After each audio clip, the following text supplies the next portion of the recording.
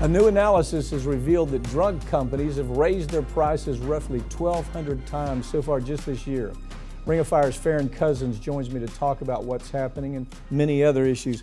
Farron, when you hear those kinds of numbers, you go, how in the world does it happen? Well, obviously it happens because we have a government that won't do what they're supposed to do because they're getting so much money in political contributions. Let's see, it's the weapons industry and then the pharma industry. Yeah, the highest. And what's disturbing about this, when you break that number down even more, 1,200 so far this year, the first 6 months, we're talking about 3 times per day, every day, weekends included. They don't take holidays, but 3 times a day, one drug in the United States is seeing its price being raised. So every 8 hours, Big Pharma is raising the prices on at least one drug here in the United States. Let me give you some examples. Pfizer with the leukemia drug, it's a life-saving drug, and it's $21,000 per vial. And Congress, for decades now, has done nothing about it. We're starting to see some activity now, but even what they're coming up with right now doesn't solve the problem. Congress is saying, well, we're coming here to fix the prices. No, they're not. If this bill passes that they're talking about, all it does is it allows Medicare to negotiate. That's it. No other insurance entity can negotiate with these prices. Right, and what's going to happen as a result of that is that the drug companies will just raise the prices even more for people with private insurance or no insurance to make up the difference. So while it is good, obviously, that we're doing something about it, it certainly is not enough because, again, with Medicare, you're talking about the 65 and older crowd. You're going to see some reduction on some of the drugs as long as they've been out on the market, 11 years at this point. And the markups, the really bad ones, are usually with those blockbuster brand new drugs, which can run yearly doses when they first roll out, hundreds of thousands a year. Okay, GSK, for example, has a lupus drug. They charge $4,000. $4,000 every time you get a prescription for this lupus drug. They have been on the market a long time. They have been one of the examples that's been in front of Congress. Pfizer, Merck, all these companies, they've seen where there's been, 2,000% markups on these drugs. Yep. That's all been presented to Congress for decades now. And the most of the decade that this Congress is willing to say is, well, we're going to allow Medicare to negotiate, but they can't negotiate if the drug hasn't been on the market for 11 years or if it's a newly approved drug that can kill people just the same as any other drug. They can charge whatever they want. This is not going to solve the problem. Right, and the drug companies tell us, well, we do this because we got to recoup research and development costs. The bulk of the spending on new drugs in the United States is actually spent on advertising, not on research and development, where 75 or more % of it. 80%. 80% is for advertising. Well, and about 75 to 80% of the funding for the research itself comes from taxpayers. So, as I always say, we pay for our drugs twice. We pay for it with our tax dollars, and we pay for it at the pharmacy. Nevertheless, everybody just rocks on like there's no problem here at Congress. Yeah, we'll take your political money. That's what it's about.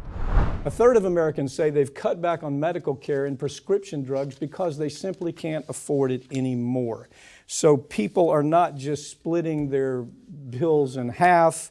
They're saying, I can't eat 3 meals a day. I can't drive as much.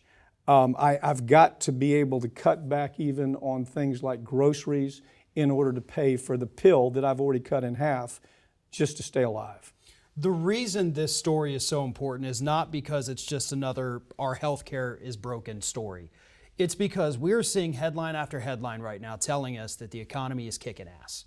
That everything Biden has done, everything's great, unemployment is down, gas prices are coming down.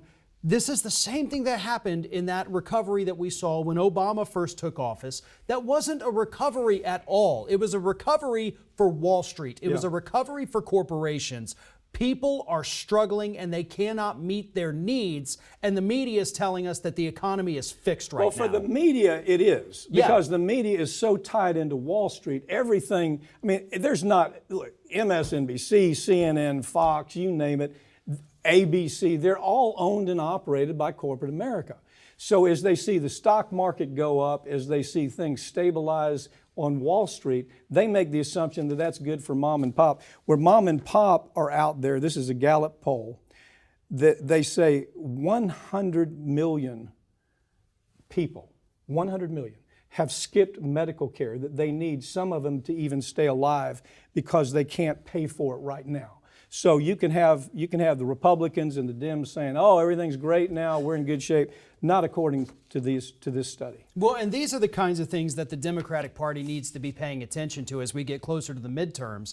Because if they're going to go out there and try to sell us on this Biden's fix the economy thing, you've got 100 million people right here that are looking at their bank accounts and they're saying, no, he didn't. How about the victory declaration on the last bill that we saw coming through the IRA, that now Medicare finally has the ability to negotiate with drug companies. No, that is total bull. They don't have the right to negotiate with companies except for 100 medicines? I think it's less than it's that. in the double digits. I've seen some as low as 10. Yeah. Is some of the numbers I've seen. Like maybe only 10 drugs. Yeah. And those price changes wouldn't even go into effect, I think, until 2026. Yeah. So yeah. 4 years down the road, 10 drugs might be slightly cheaper. Well, not only that, you can't even negotiate unless the drug has been on the market for 12 years. Right. It's a nothing. It is a nothing. It accomplishes nothing. It's a victory on paper, and that's all it is. But we've got them out there. Oh, boy, we've really pushed back the pharma industry, haven't we? We've really delivered. Put a guy like Bernie Sanders in there, and you see what delivery looks like. That's the sad thing about this story. They're making stuff up. The truth is, if you got a guy that believes like Bernie Sanders, things really get done. That's the whole difference here, and that's I think that's the thing that people are having to struggle with. Yep. They have to watch the smoke and mirrors rather than reality. Thank you for joining me. Okay. Thank you. That's all for this week, but all of these segments are going to be available this coming week right here on this channel, and you can follow us at Twitter at America's Lawyer.